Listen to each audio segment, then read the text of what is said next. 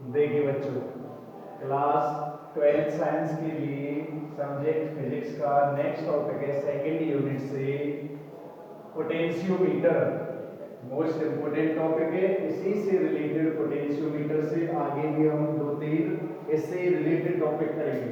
Potentiometer होता क्या है, तो ये पूरा 5 नंबर क्वेश्चन है। प्रिंसिपल, डायग्राम, वर्किंग, इसका डेरिवेशन है, एक्सप्रेशन है। पोटेंशियोमीटर क्या है? It is an apparatus, that is an instrument used to compare the EMF of two cells and to find the internal resistance of a cell। ये वो instrument, वो device है potentiometer, जिसके द्वारा हम क्या निकालेंगे? एक तो जैसे ये टॉपिक किया हमने, एक एक्सप्रेशन, एक निकालेंगे इंटरनल रेजिस्टेंस स्मॉल आर की वैल्यू, तो इसमें इसकी फाइंड आउट वैल्यू करनी। और एक करते हैं इससे अगला जो टॉपिक है comparison of EMF of two cells, E1 और E2 की कंपैरिजन। तो कंपेयर करने के लिए दो ईएमएफ सेल को और इंटरनल रेजिस्टेंस स्मॉल आर के लिए हम जिस इंस्ट्रूमेंट का यूज करते हैं उसी को बोलते हैं, उसी एपरेटस को बोलेंगे पोटेंशियोमीटर। प्रिंसिपल क्या है, किस सिद्धांत पर काम करता है? इसका जो प्रिंसिपल है वो है V प्रोपोर्शनल L कि fall of potential across any portion of wire is directly proportional to the length of wire। क्या लिख देंगे कि it is based on the principle या working of potentiometer is based on the fact या principle that when a condition is met, when a constant current is flowing through the wire of uniform area of cross section, then potential का मतलब V, potential difference drop across any portion of the wire is directly proportional to the length का मतलब small l of that portion। fall of potential directly proportional to the length of that portion, that is V proportional L। एक number का अलग से पूछ लेते हैं कि what is the principle of potentiometer, तो V proportional L। एक इसमें हमें एक्सप्रेशन करना है, इंटरनल रेजिस्टेंस निकालना है पोटेंशियोमीटर वायर का यूज करते हुए। तो इंटरनल रेजिस्टेंस की भी डेफिनेशन लिखनी है जरूर। The resistance of offered by the electrolyte of the cell to the flow of ions through the electrolyte is called internal resistance of the cell। ये इसका सर्किट डायग्राम है। सर्किट डायग्राम बनाना है, एक बार समझ लीजिए। एक हमने कोई भी वायर मानी हमने ए बी, जिसमें अलग अलग स्ट्रिप शो किए ये वाली इस पॉइंट से इसके वायर ए बी के पैरेलल में हमने ऑन द वुडन बोर्ड एक मीटर स्केल फिटेड किया है। मीटर स्केल बी पॉइंट से थ्रू वन वे की केबल, इसको हमने कनेक्ट किया है थ्रू सेल या battery positive negative terminal, ammeter A1 के थ्रू एंड रियोस्टेट RH के अक्रॉस। ए पॉइंट को कनेक्ट किया है with the help of a jockey, J को क्या बोलेंगे? Jockey, sliding wire jockey. इसको another cell battery positive negative साथ थ्रू गैल्वेनोमीटर जी। गैल्वेनोमीटर का काम क्या होता है? Which shows deflection. इसको कनेक्ट किया रेजिस्टेंस ऑफ R के साथ और क्लोज की K2 के साथ। तो ये इसका सर्किट डायग्राम है पोटेंशियोमीटर। नेक्स्ट हमें ये तो बेसिक हो गया, इसका डायग्राम में फॉर्मूला निकालना है, एक्सप्रेशन। हेडिंग क्या डालेंगे? एक्सप्रेशन फॉर या determination of internal resistance of cell through potentiometer why, through why potentiometer. Small r की वैल्यू फाइंड आउट करनी है। पहले डायग्राम से थोड़ी सी थ्योरी लिखेंगे इसकी, तो चल रहा है from figure a constant current, total जो फ्लो है तो टोटल कांस्टेंट करंट क्या मानेंगे पूरे सर्किट के अंदर हमने? Total I। let a constant current I is maintained through potentiometer wire with the help of rheostat RH।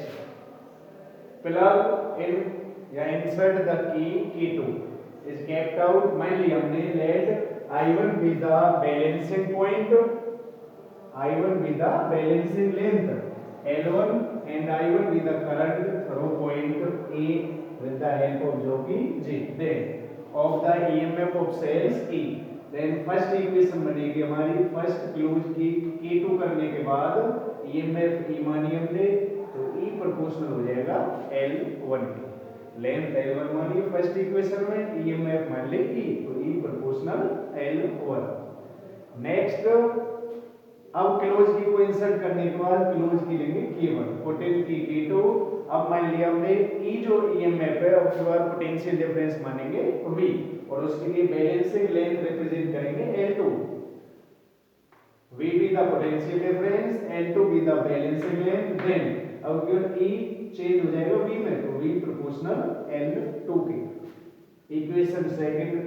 Next step में इक्वेशन फर्स्ट को इक्वेशन सेकंड से डिवाइड करेंगे, LHS को LHS से डिवाइड और RHS RHS। Dividing equation first by equation second, we get E upon में V proportional L1 upon L2। Proportional symbol हटाया तो इक्वल, कांस्टेंट K लगाया, K से K कैंसिल, तो E अपॉन V वैल्यू आएगी हमारी L1 अपॉन L2 के equal. We know that formula पता है, internal resistance of cell is given by R equal to बराबर निकल ली, स्मॉल r इक्वल होता है E minus V upon V into में R, या E upon V minus 1 into में R। इस वैल्यू को E अपॉन V की वैल्यू क्या पुट कर सकते हैं हम, L1 upon L2 from equation number third. So result becomes internal resistance small r is equal to L1 upon L2 minus 1 into R, या L1 minus L2 upon L2।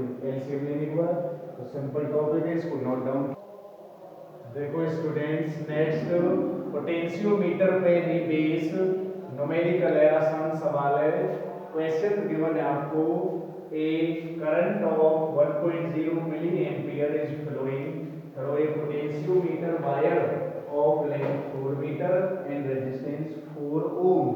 Calculate potential gradient of the potentiometer wire. Question में given है हमको potentiometer wire है, तो formula लगाएंगे हम वही क्या, पोटेंशियल ग्रेडियंट।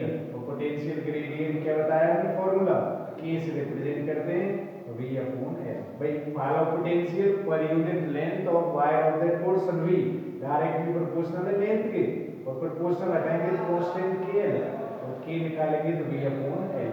तो यहाँ पर जो K है is equal to constant of proportionality and is equal to potential gradient, potential per unit length.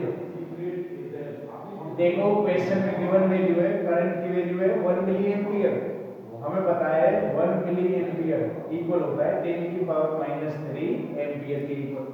1 से मल्टीप्लाई करेंगे इससे 10 की पावर घटा 3 एम्पियर।